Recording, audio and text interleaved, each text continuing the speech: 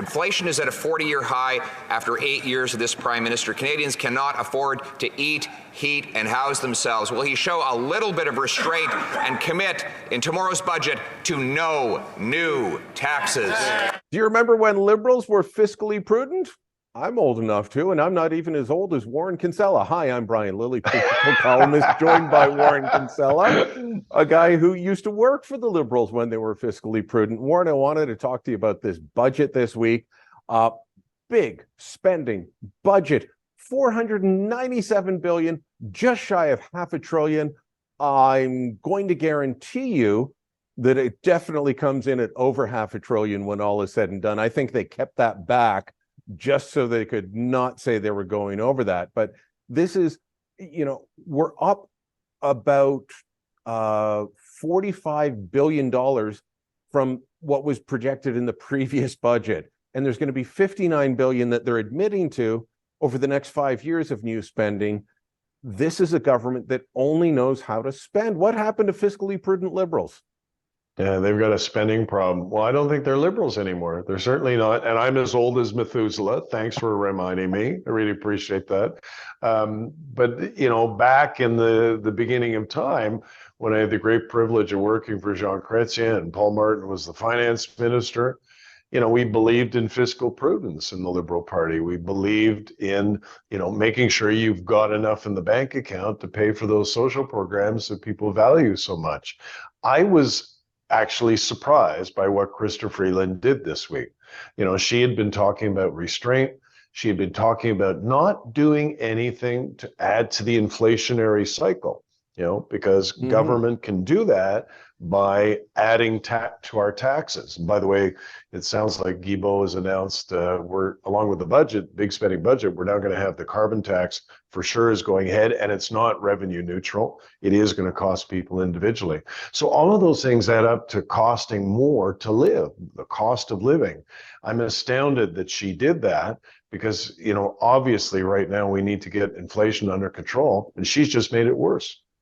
Yeah, I was watching Don Drummond, who was Deputy Minister of Finance when Paul Martin was doing those cuts and balancing the budget back in the 90s. And then he went on to TD, and he's advised governments of various stripes on fiscal prudence. And he was asked, is this going to drive inflation back up? And he said, he hemmed and hawed, and he was trying to be polite. And he just said, at the least, this is going to keep inflation going longer. The Bank of Canada wants to get to 2%. They're trying, and this is going to make it harder. So the Bank of Canada is hitting the brakes, trying to get inflation under control, and Chrystia Freeland's jumping on the gas with both feet. Yeah, and she and Justin Trudeau are spending like proverbial drunken sailors. It is the wrong approach. It is the wrong thing to do. And I've got a column, you've written quite a bit about it this week, and I've written about it as well.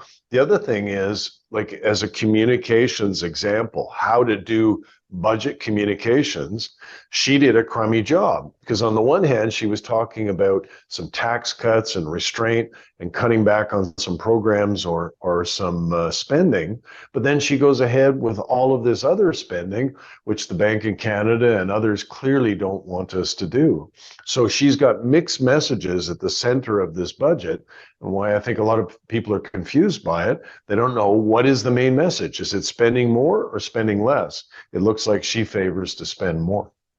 And the public debt charges are going up astronomically. Part of what we were always told was it's prudent to borrow now. Interest rates are low. Things are good. We can keep borrowing. But with interest rates going up, they didn't lock in at low rates. I want to give a comparison to the Ontario budget, which came out the week before. And I'm critical of Doug Ford for having the highest spending budget in Ontario history. And spending is going up way too fast there. The one thing they're controlling, the public debt charges. That's not the paying down the debt. That's the interest on the debt. That's like the interest on your monthly credit card bill, the monthly minimum payment. Ontario's went up from like 13.6 billion to 14 billion. The federal one in 2 years has gone from 25 billion a year to 43 billion. And next year it's going up further. We're almost spending as much on the monthly minimum payment on our national debt as we are on the Canada Health Transfer. We're spending almost double what we spend on our military, 4 times or 5 times what we're spending on the new national childcare program. You can go down the list. All these great things that Canadians want, we could have more of if it weren't for this. Plus, we could have tax cuts. We don't get tax cuts from Liberal governments anymore. We don't get tax cuts from any government anymore. I miss those days. Yeah, me too. And, that's why I say, the Trudeau guys are not the government that I was part of and that I worked for. The thing that people need to understand, I think they do, but it bears repeating. When interest rates go up for the rest of us, for you and me and Joe and Jane front porch, it affects our ability to buy a house. It affects our ability to buy a car, to do just about anything, right? Interest rates matter to us individually, but they matter to governments too. When interest rates go up, it means that it costs government more to do the things of government. One of which, as you just pointed out, is paying down the debt and handling the deficit. So Trudeau's guys are actually making it worse for themselves by not paying attention to the inflation that has hammered this country over the past year. And the Bank of Canada, whether you like them or not, that is their main job, is to wrestle inflation to the ground. And they're saying, Chrysler Freeland's not making it easy for us. Yeah, well, what does Justin Trudeau care? He'll just book another $6,000 a night hotel room and blame it on the RCMP. Yeah, and that is so important. This goes back to the budget as well. Politics is all about symbols, you and I know, and you and I write about symbols because it tells you something, gives you a glimpse into the soul of people like Justin Trudeau. When Justin Trudeau is having a $6,000 a night hotel room in London to attend the Queen's funeral, none of us fault him for being there. It just shows that he doesn't give a sweet damn about the kind of life the rest of us have. He just doesn't care. And so, you got to set an example. Joe Biden at the Queen's funeral, he stayed at the U.S. Embassy, and the cost was dramatically less as a result. You gotta walk the talk, and Justin Trudeau and Chrysler Freeland are not doing that.